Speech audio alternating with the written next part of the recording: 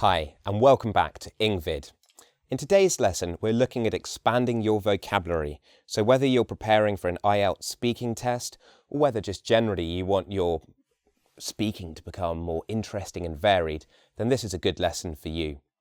We're taking the basic phrase, can I, looking for some sort of permission, and looking at different ways that we can say that. I also speak a little bit of French, and I find that I can only say Puis-je, avoir, and I don't really have any other options. Obviously, we're looking at English today. So, a few years ago, I found myself going down to the countryside and going for a rather awkward walk with my now father-in-law, and I had to ask for his permission to have his daughter's hand in marriage. Now, these are some ways that I could have said that. I could have said, Graham, allow me to marry your daughter. Allow me, or will you allow me to? Obviously, you've got the noun allowance. Allowance more normally refers to money, to have an allowance of money. You're allowed to have a certain sum of money. Okay, next word on the list for today, permit. Now we have a noun here and a verb. The noun most often speaks to some sort of formal permit to do something. For example, to have a permit to go into a nature reserve. But if we're asking for permission, I can say, permit me to. It's quite formal, so probably not the kind of thing I would say in conversation to someone I know well. It refers to permission. Here is the noun permission.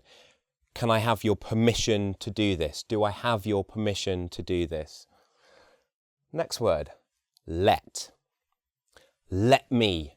This is a little bit more forceful. It's taking a bit more control. Let me do this. It's a little bit more persuasive.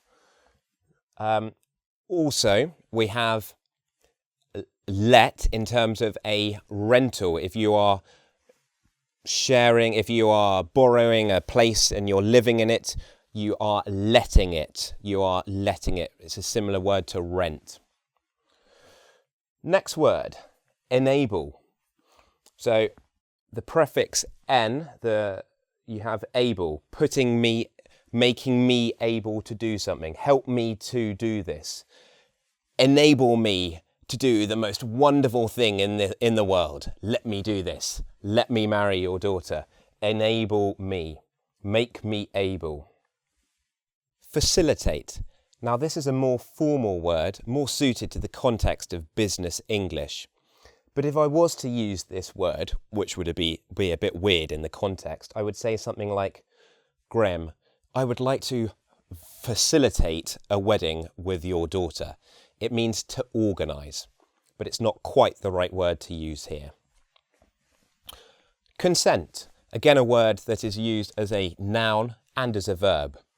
If I wanted to use it as a noun, I would say something like, Graham, do I have your consent to marry your daughter? Or if I wanted to use it as a verb, do you consent me to doing a certain course of action? Do you consent that I?